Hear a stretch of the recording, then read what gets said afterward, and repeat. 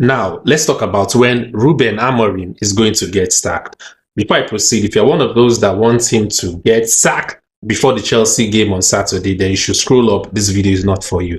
Then if you're one of those that actually want to sit down and listen to when he might eventually get sacked, if it's going to happen, then this video is just for you. Sit back, relax, and let's get started. So like we all know, Ruben Amorim still have his contract in Manchester United. It seems he signed a 3-year contract. And of course, if eventually we don't see Ruben Amorim walking out to the players in few weeks from now, it simply means his contract has been terminated by Ineos and the board of Manchester United, which means he's no longer managing the football club and the players. Now, when is that going to happen? First of all, let's look at the outcomes of Manchester United game. Formally, not even formally, I think even till now, I'm a great fan of Manchester United. If you've been following my videos, of course, you've seen me backing him up, and of course, I'm trashing the players that most of them are actually not good enough. But I think it's right time for me to let the cat out of the bag. Yes, it's time to let the cat out of the bag. I've been backing this guy up for a while. And I'm letting the cat out of the bag because of his recent interview, the one he did after the Man City game, which Manchester United lost 3-0. In that game, I am the first to criticize or put the blame on Ruben Amorim because he lost that game totally. He lost that game, and I don't want to talk about that. It's the same mistake he made in the Europa League final we played against Tottenham last season. That's the same thing he did in the Manchester City derby on Sunday, which cost Manchester United that game. And we lost shambolically. 3-0 is nothing to write home about. It's nothing every Manchester United fan can easily assimilate. Now, let's talk about when he's going to get sacked.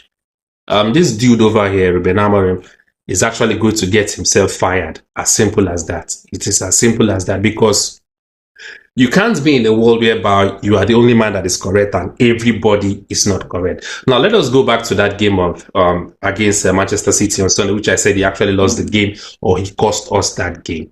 First of all, we all know Matheus Cunha is out due to injury. We also know Mason Mount is out. So what stopped him from pushing Bruno Fernandes out of the pivot to the midfield pivot to push him up to be one of the second number 10? We have Bruno Fernandes, we have Bryan Mbeumo. Then maybe in the midfield, why didn't he bring in Casemiro or maybe Kobe Mainoo, or most especially Kobe Mainoo? Because if you watch that game, you'll notice that immediately Kobe Mainoo came in, he actually outplayed. His performance was more than what other people in that field have been doing.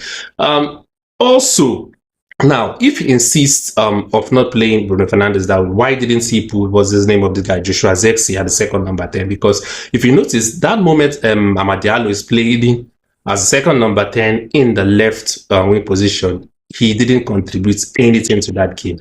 We only saw Amad Diallo when he was now shifted back to the right back when, what's his name, Nozé Mazraoui was substituted. And of course, that was when we see Amad Diallo in that game. Now, going back to what I said about Ruben Amorim sacking himself, he made a comment after that Manchester City game. Of course, he said he's not going to change his philosophy.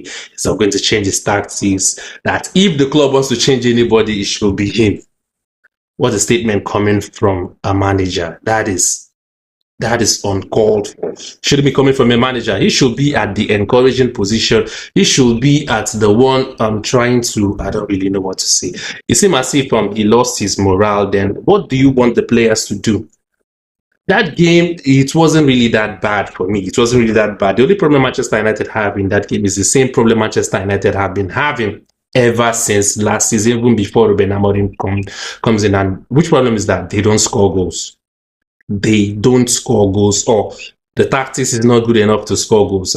Look at Sesko. Benjamin Sesko is one good striker. He's very, very one good striker. And I think Manchester United is lucky having that guy. Why did I say so? Even as tall as he is, he still have the ball control and he still pushes the ball with pace. His little cameo in the game so far, I think Sesko is a man, or he should be a striker for Manchester United. To me, actually, he's better than Rasmus Højlund.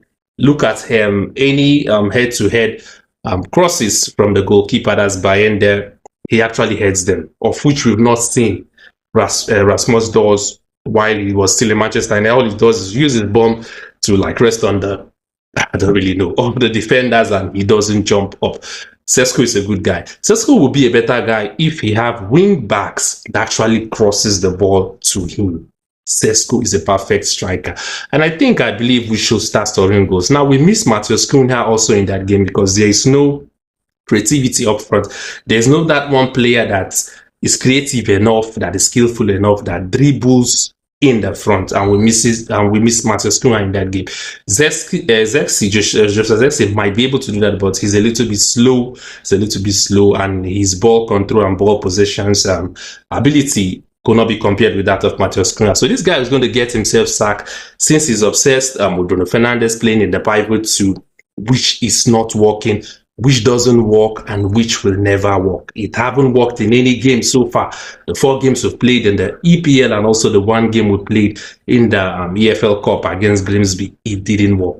So you guys going to get yourself sacked. Now, let me give you a report that comes from Manchester United. It's a genuine report.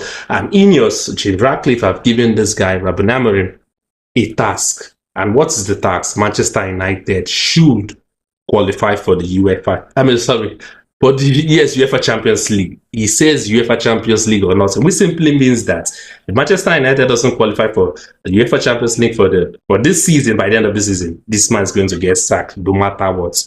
That is the target. Europa League is not the target. No other European competition is the target. What Jim wants is the UEFA Champions League. So I think this man is going to get sacked by the end of the season.